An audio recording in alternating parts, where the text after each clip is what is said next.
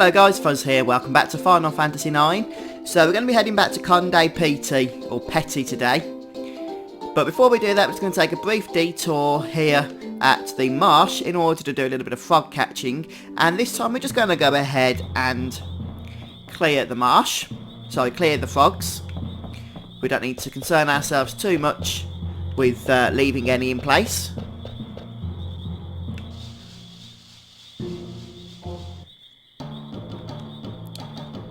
So we'll go ahead and do that now and tally up our total. Okay, and I've captured a nice amount of 31 by this point in the game. So we're on our way to the 99 we need for the ultimate showdown and conclusion of this little side quest that we're doing. So hopefully you've been following along as well. Just before we continue, I would ask that you once again just hit the like button if you enjoy these episodes. And that really does support me. It just lets me know that you want to see these episodes being churned out regularly. So we'll just go ahead and tell Zidane here that we've had enough of frog catching for the moment, since there's no more frogs. We are done catching.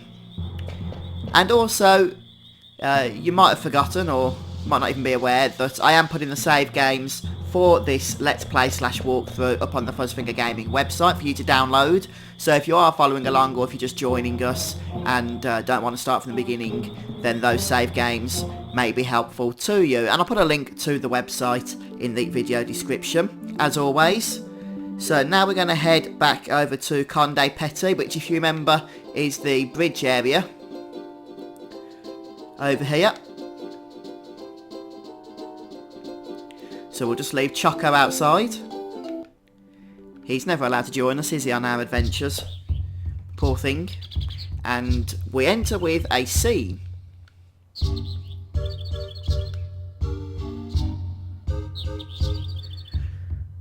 But our party's already remembering the fact that there's a couple of dwarves blocking our way that won't allow us to proceed further. So we're going to start by heading over to them immediately.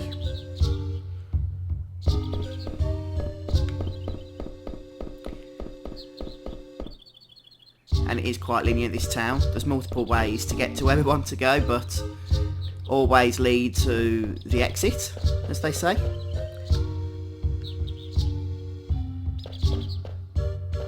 So we'll go ahead and speak to these. Zidane, of course, saying that we want to get through.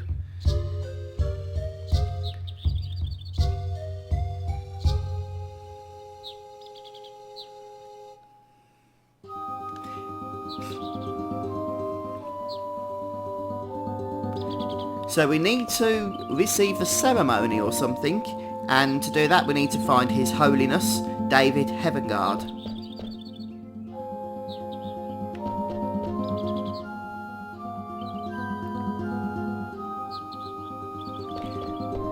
And to find the fellow that we need to speak to, we need to head over to the inn area.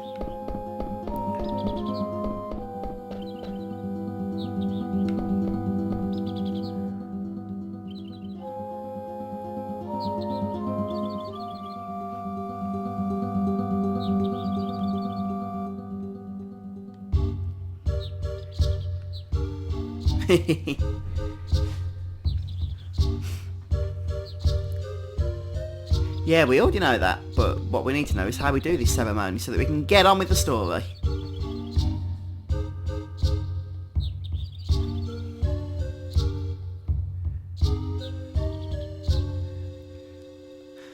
Right. So I'm starting to paint a picture in my mind of where this is going. And Dagger is up for the plan, surprisingly.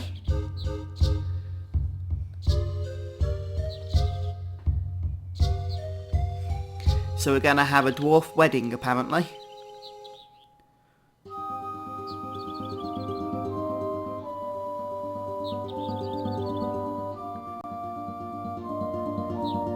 Zidane's like, Dagger, are you serious? It's probably not something he expected her to agree to so quickly.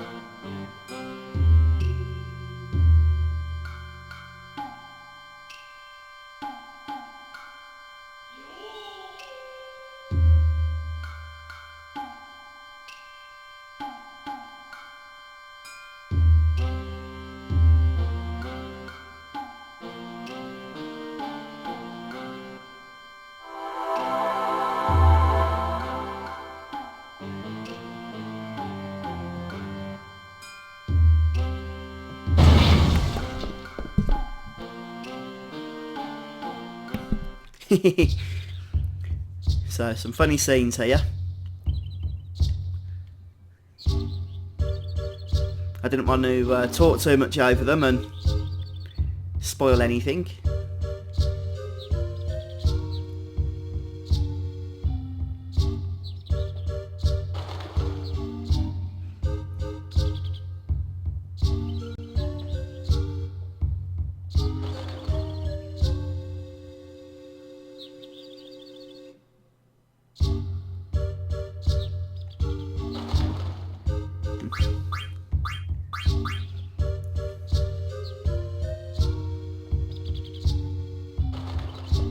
Right.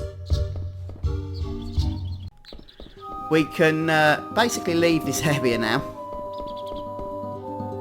So we'll head on down. And there is actually an ATE. But sadly I think it's only watchable if you choose the other option. I was a bit hasty with the option selection when we speak to Vivi then. If you tell him to go through the ceremony, then another ATE pops up and I clicked the wrong one without realising. So just bear that in mind. But it is completely optional and doesn't change the game in any way, shape or form either. So now we're going to head back out and see what's going down here with the guards.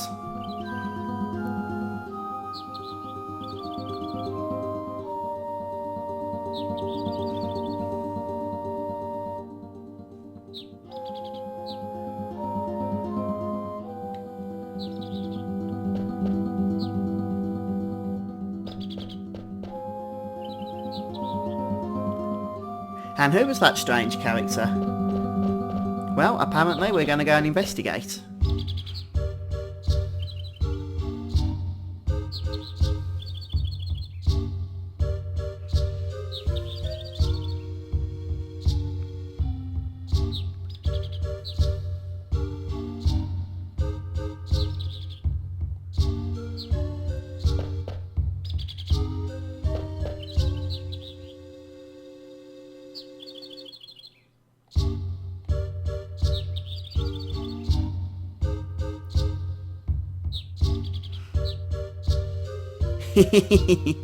Dagger and Zidane, they're funny.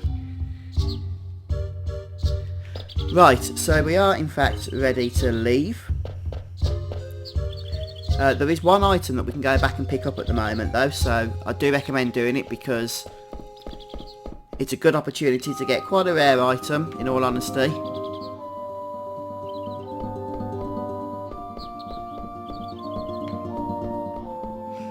And it should be somewhere around here, I believe.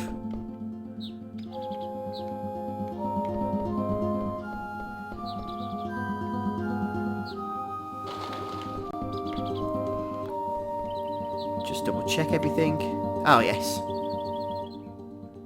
Oh no, that's not it, that's not it. Just got my excitement up a little bit then.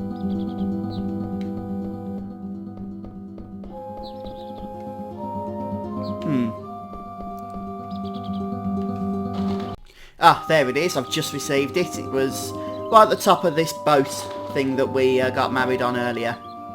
So, it is a kind of hidden item, but it is there. It doesn't matter, as I say, if you followed that cutscene earlier on or not with Vivi and Quina. I didn't, and that just shows it makes no difference at all. So with that done, we can move ahead, but before we do, we're just going to remove some gear from Quina here in the way of the fairy earrings.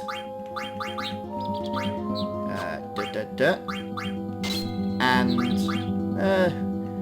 nothing else is really that important, so just the earrings for the time being. Well, actually, I say that, I am going to remove the other stuff as well, since we might have a new character joining our party in a few moments, and you never know what could be useful or couldn't be.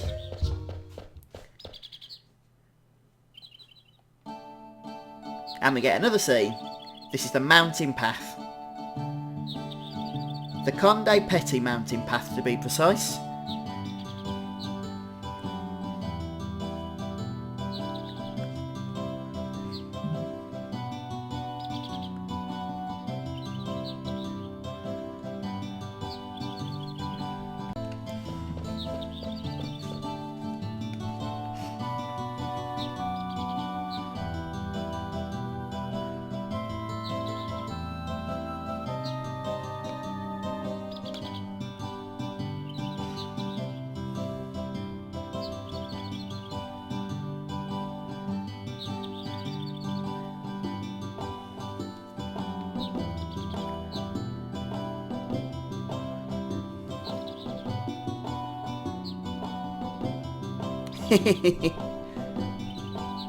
Queen just wants to eat everything.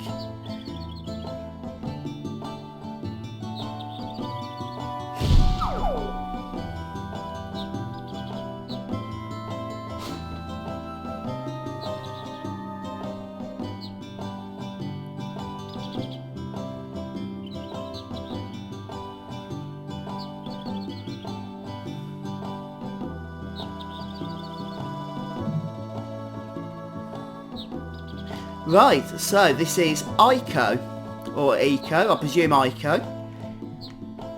So it's the one downside to no voice acting, isn't it? You do have to kind of make up the pronunciations as you go. But we'll go ahead and confirm her default name.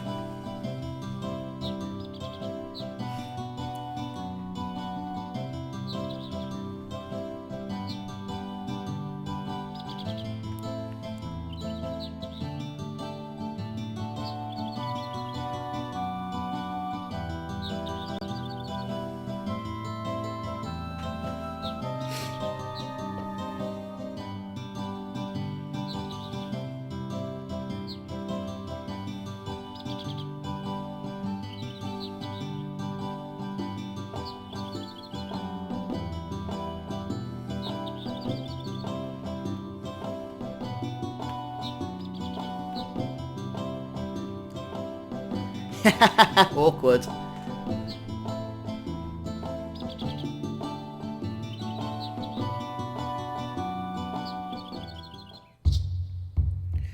Right, so now we have lost Queener, but gained Ico, which is interesting. So we're going to start by sorting her out with stuff, as you know, you might expect, and we'll go on to equip here and see what we can and can't do. So we've already got a few abilities to begin learning, which is, I guess, a useful thing. Feather Hat is useless. Protect could be decent, but so could all this stuff. In fact, Float could actually potentially be useful in the next boss battle, so we're going to equip that. Glass Armlet Antibody, or some of this other good stuff. Yeah, we'll go for the Magic Armlet, I think. Silk Shirt. I'm not too fussed about learning Cure since we're about to learn Cure anyway. So instead we'll go for the Magician Cloak. And yeah, I think that sounds pretty good. Fenrir and High Tide. Let's just double check that out. Causes earth damage to all elements, and that's a summon ability. So yeah, definitely something we're going to want to learn, I assume. And then we'll throw some of these other bits on as well. Such as High Tide there. And with that done, we should be good to go. And we'll begin learning new abilities with her as well. Right, so we're going to start by heading up to the cliff where she was hanging off. And the reason being is that we should be able to climb... Ah, there it is, the vine here. To grab a remedy.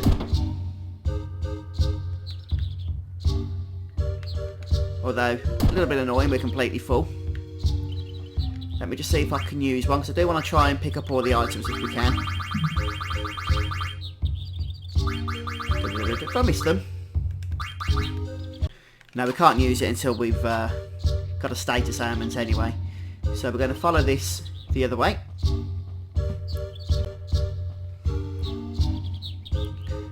And there should be a kind of machine or something we can use that has a blue stone set upon it. So we're going to take that out, which is actually part of a side quest,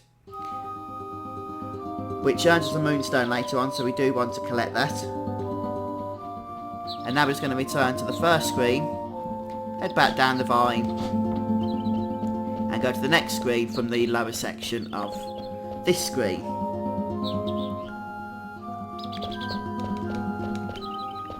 And we should be able to climb up this vine. Yep. No surprise, we're going to head back to grab that other item, which happens to be a tent. So we'll pick that up.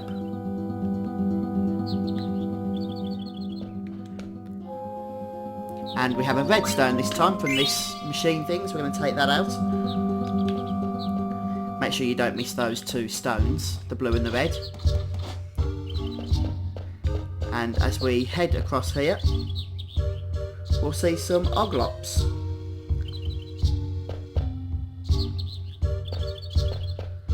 We're going to try and catch one, but I failed. But if you do catch one, you can basically trade it in later on for an oglop card, which isn't brilliant, but it is there if you want to. But entirely if up to you, it's not that important. Anyway, once we're on the next screen, we can bump into Stiltskin, and the first thing we're going to do is go ahead and purchase his 3 items, the magic tag, tent and ether, as part of the side quest that we're doing for him. And now we're going to speak to the Moogle here in order to do Mognets. We're going to give Susanna a letter from Mogmat, which we picked up earlier on. It's been 6 months since I started living in Conde Petit. The food here is great and the people are very nice. Kupo. But the only thing I can't get used to is the rally ho. I keep saying rally Kupo. Oh, how did all that jazz get on? It's a problem with these hacks or whatever they want to call them, the cheats they put in. So easy to knock buttons, don't even realise they're on. I did not even put those on willingly. But there we go, we'll get a coupon up for that. And we can save and tent. Do I need to tent? I don't. So we're just going to save. So when you're ready, we can basically head to the ladder. And just make sure that you've moved everyone into the back row also, since that will just help out with the incoming damage we have on this boss that we're about to face. So we're going to head over to the next screen here, and this boss can be a potential nuisance, mainly because it has an item that we want to steal. An item that has a very low steal chance, but we still want it. So I'll explain more about that in a moment or two.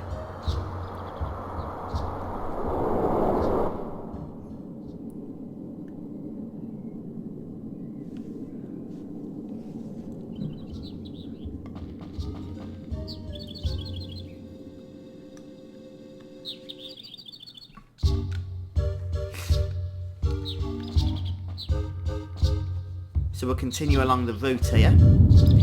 And that doesn't sound good, does it? I wonder what that could be. Maybe the next threat that wants to eliminate us, perhaps. Right, so this boss is known as Hilgigars. And Hilgigars is basically a giant Geiger-style enemy. And he's nasty. He has over 8,000 hit points, so he's not weak by any stretch of the imagination, and he has a numerous amounts of abilities that we need to be cautious of. Number 1 is his earthquake ability, which hits everybody for potentially large amounts of damage, and the other ability that we need to be careful of is Curagar, which heals a tremendous amount, sometimes up to 50% of his health, and he will cast it. He's not afraid to spam it even, so he can be a bit of a challenge. The general trick of the strategy we're going to use is to silence him and slow him. Obviously by slowing him he's going to take less turns, and by silencing him we actually completely eliminate his Curagar ability, but not his earthquake. So just bear that in mind. Now the trick comes in is that he has a rare item that we want to steal from him, known as the Fairy Flute. Now the Fairy Flute is basically an impressive item because it can teach us awesome abilities such as Regen, Haste and Asuna, so we want it. The problem is it's in his rarest steal slot, so it could take a long time to get. So I won't say that you have to get it at this point in the game, but if you want to persevere, or maybe you just get extremely lucky and get it quickly, then it is worth it. So, first thing we're going to do is start by casting Silence and Slow. So we go with Slow, with Hilgigars here, and we start stealing with Zidane, and we'll start silencing with Aiko.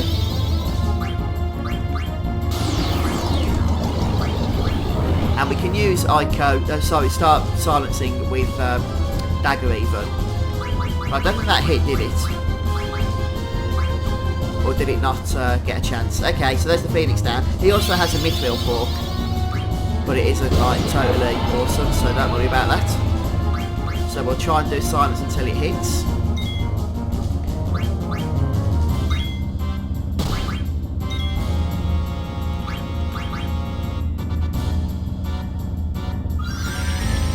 And it's slow hit, I can't see the 3 arrows next to it, so I'm going to assume not. Well, there's silence.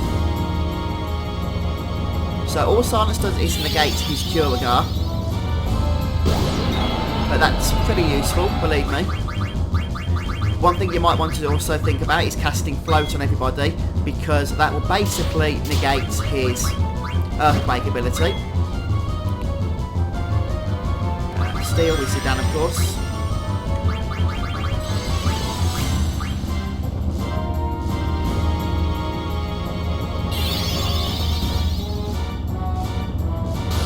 And that's basically the strategy. Once we've stolen from him, we can just concentrate on, well, yeah, killing him really.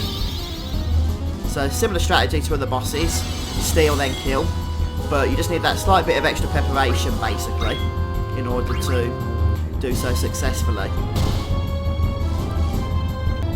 Okay, so I've actually managed to steal all the items from him.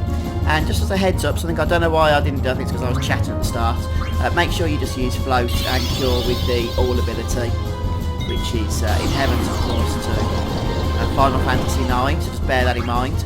But now I'm just going to crack ahead with attacking. Or one thing I do want to do, which I should have done but didn't then, was just move Zidane to the front row again in order to do a little bit more damage than he has been doing. So you have the bio spell with Vivi, make sure you cast that, and keep Aiko on either summon or cure duty. So we'll stick a summon on her. And I've done a few counter attacks stealing that fairy flute. So we'll go ahead and change Zidane there. Move him to the front row to just do a little bit more damage and get this boss down a tad quicker. So as long as you can keep your strategy flowing nicely, even for the mind-numbing stage of stealing from him, you should be okay to make it all the way through and keep your health topped up. Bio's quite a nice ability for Vivi to use here. Well, I say nice, it's probably the best ability he's got to use, if that makes sense. And we get to see Aiko's summon ability.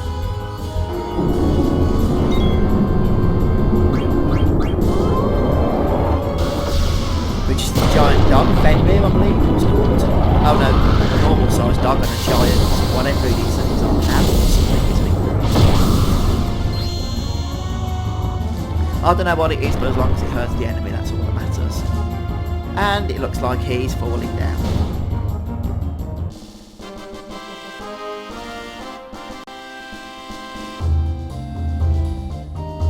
Nice bit of AP there. Couple more abilities learned for Aiko. And a 10 for our trouble. Wow, that was worth it. Oh, apparently he just shows up from time to time. Nothing to worry about.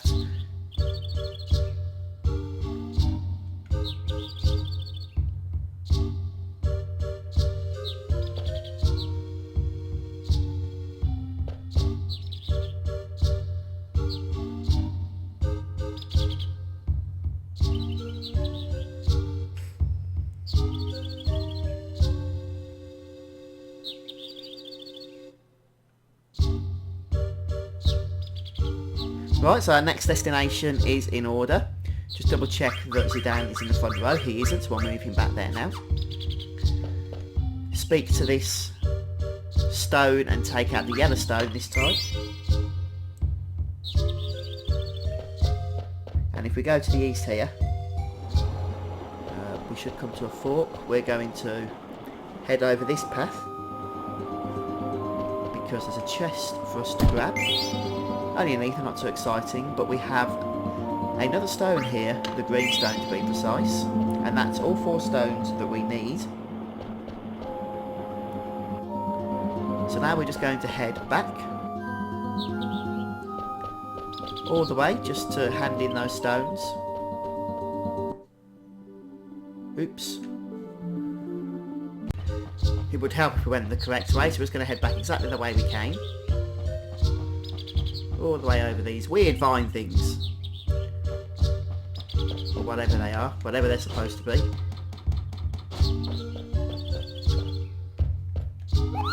There's Susanna, so we can go ahead and save if we want, but before we do, we're going to head down south here. No, wrong way, I think. Let's try east. It's one of those ways. Pretty sure it's this one now. Yeah, there we go. And we have this kind of thing, whatever it is. We're going to put all 4 stones in. And something came out from the back. The moonstone. So a little side quest there, but it is worth it. I do recommend working towards that moonstone.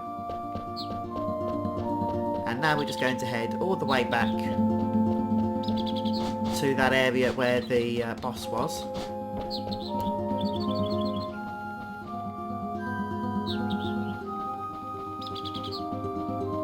And make our way out of the mountain path. So instead of going through for the south version, the south path of the fork, we're going to head up north here. And this should lead us nicely on out and ready to work towards our next destination. But I'm going to end the episode here, folks, so thanks ever so much for joining me. I hope this has been helpful to you as always, and please don't forget to hit the like button and subscribe to the YouTube channel as well to support me, and I'll see you soon as we continue on with Final Fantasy IX. Bye everyone, take care.